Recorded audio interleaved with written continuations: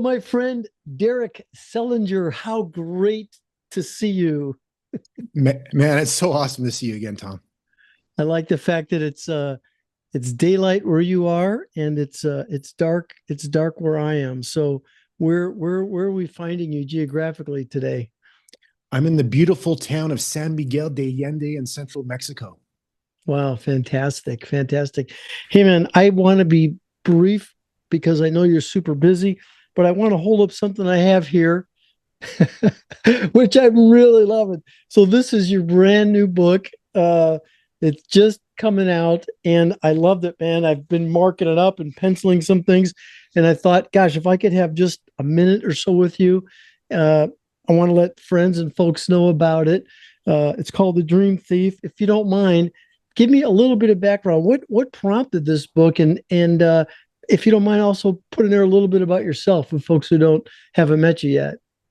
Sure. Yeah. My name is Derek Selinger, and I've had a very unusual life. I'm a master magician, award-winning filmmaker, and I've lived a very creative life chasing my dreams. And what I realized that chasing your dreams it's a bit of a skill. I started speaking about chasing your dreams many years ago in high school settings, and I even turned it into a TED talk, which you were at. And you'll remember when we were talking about putting that TED talk in Cape May, you brought up the great point that it's nice to talk about dreams, but it needs to be practical. And you were so right with that. And we really worked at making sure that TED Talk was a practical takeaway for the audience on how they could begin to chase their dreams.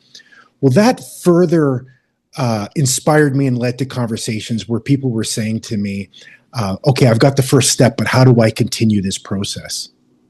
I love it. I love it. And you're very kind and too generous because I remember being in the audience. I was one of many hundreds of people that were awed. But I don't know if I contributed any to the construction of your talk. I am going to include a link in the bottom notes here for folks that haven't seen it yet, because not only was it an amazing bit of illusion and magic, which I have no idea how it worked, but it was meaningful and impactful to everybody that saw it, whether they were there in person or online. Um, I want to just quickly read something in your book early on that I read that I think provides, at least for me, I'm not through the book, but I think it provides sort of the context of the book, and I want to get your comment on that.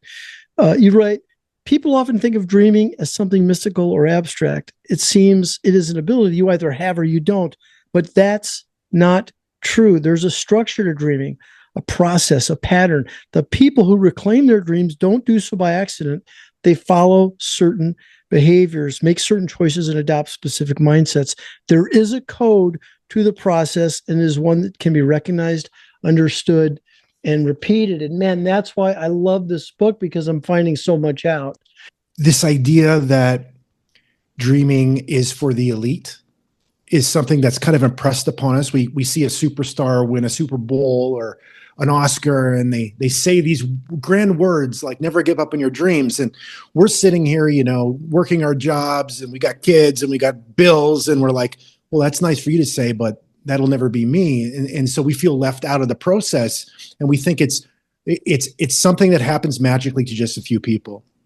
But as I continue to research the idea of dreaming, I found many people on many different walks of life that continue to pursue their dreams, and they're not necessarily bound up in this idea of public recognition, but they're bound up in meaning, and they really follow patterns or codes, as I call them in the book. I love it. So, is it fair to assume, and correct me if I'm wrong, but is this book for sort of people just getting started, just finding their calling, as well as the people that feel like they're in hot pursuit, knowing what they want to do? Yeah, that's a great question. Really, who I had in mind when I was writing this are the people that started, pursuing their passion, their dreams, and then life catches up to you. You start getting responsibilities. You gotta pay the bills. You might have a couple kids in the house that you got to make sure they get to ballet and to soccer and to school, and you're running your business and you're feeling stretched and you're just going. And I would have said at one time this would have been geared towards a 35-year-old and older, but I've been finding 28-year-olds saying to me, you know what, I think I've missed the boat. I think I've missed my opportunity to pursue my dream because life has gotten very serious very quickly. And so it's really geared for those folks and for people that have achieved dreams, achieved things in their lives, but they're wondering what's next? Is there still something for me? The point I'm trying to make here is no matter where you are in life, what you've achieved, or what kind of pressures on your shoulders, you can adopt the process and principles of dreaming into your life. And that's going to bring so much richness and abundance and purpose as you continue to move forward. I love it. Well, thank you so much, man. I can't wait to get further into it. I want to learn about the frameworks and the processes there's a lot of things I want to pursue. And frankly, I know it's going to be meaningful and helpful to me. Even as old as I am, I've got a lot of things I want to try to do. So thanks in advance. I'll put a link to where folks can get the book. I got it on Amazon. I assume that's as good a place as any for me to put. I'll also link your TEDx talk, like I said. And man, thank you for writing it. I'm loving it so far, and I look forward to catching up with you once I get through with it. If you have a few more minutes. Absolutely. Always a pleasure, my friend. Thank you, buddy. Keep making magic.